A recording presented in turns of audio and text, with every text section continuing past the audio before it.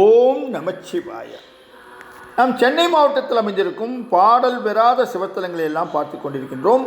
அந்த வகையில் இன்று நாம் பார்க்க இருக்கும் பாடல் பெறாத சிவஸ்தலம் நங்கநல்லூரில் அமைந்திருக்கும் தர்மலிங்கேஸ்வரர் திருக்கோயில் பற்றி தான் பார்க்க இருக்கின்றோம்.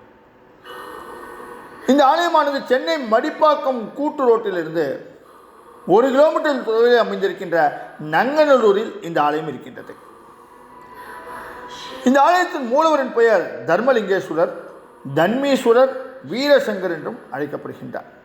தாயார் சர்வ மங்கள தேவி, தலபுருச்சம் வில்வம், புராண பெயர் தன்மீஸ்வரம். இந்த தலத்தில் மாதந்தோறும் 2ஆம் ஞாயிறுகளில் ஏகாதச ருத்ர ஹோமமும் கும்பாபிஷேகம் நடந்த திதியை ஒட்டி நடக்கும் பவித்ரோற்சவமும் விசேஷ விழாக்களாக நடக்கின்றது.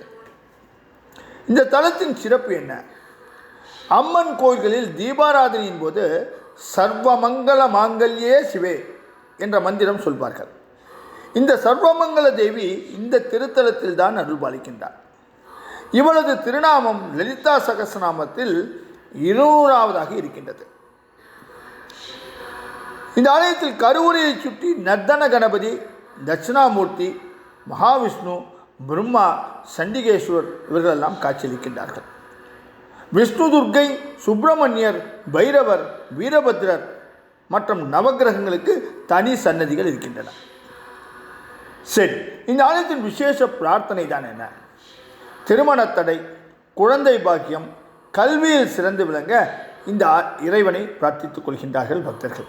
நேர்த்திக்கடனாக சுவாமி மற்றும் அம்பாளுக்கு அபிஷேகம் செய்தும் வஸ்திரம் அணிவித்தும் நேர்த்திக்கடனை நிறைவேற்றிக் கொள்கின்றார்கள். இந்த தலத்தின் பெருமை என்ன?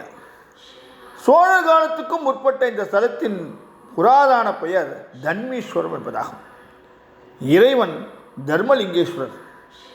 இவருக்கு தன்மீஸ்வரர், வீரசங்கர் என்ற திருநாமங்களும் உண்டு. அம்மன் சர்வமங்கள தேவி, தலவிருட்சம் வில்வம். இங்கு சக்தியின் ஆட்சி நடக்கின்றது. எழிலான 3 நிலை ராஜகோபுரம் கிழக்கு நோக்கி அமைந்திருக்கின்றது.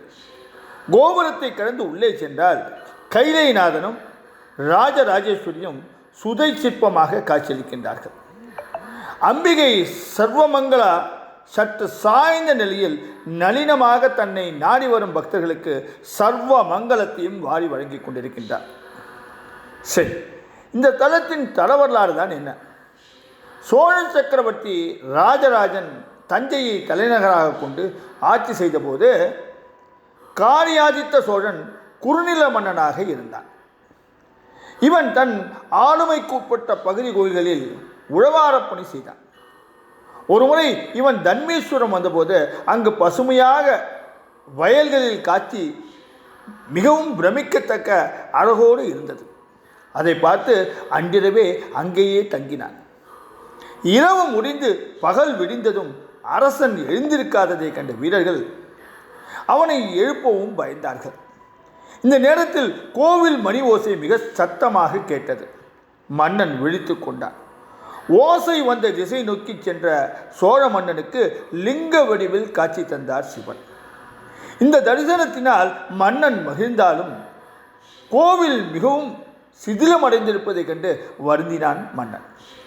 அத்துடன் தன்னை எழுப்பிய ஈசனின் ஆலயத்தில் தினமும் கோயில் மணியோசை கேட்க வேண்டும் என்று நினைத்தான். கோவில் திருப்பணிக்காகவும் பூஜை நேரங்களில் இசைக்கருவிகள் முழங்குவதற்கும் அந்த ஸ்தலத்தின் அருகே உள்ள நிலங்களின் வருமானத்தை வழங்க முடிவு செய்தான்.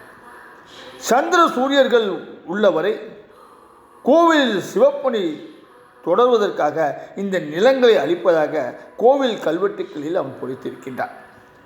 இப்பேற்பட்ட இந்த சிறப்பு வாய்ந்த ஆலயத்தை நீங்களும் தரிசித்து சிவபெருமானின் அனைத்து சாட்சியங்களையும் பெற வேண்டி இந்த உரையை இத்தோடு முடிக்கின்றேன். நாளை சென்னை மாவட்டத்தில் அமைந்திருக்கும் வேறொரு பாடல் பெறாத சிவஸ்தலத்தில் உங்களை சந்திக்கின்றேன். ஓம் நமச்சிவாய.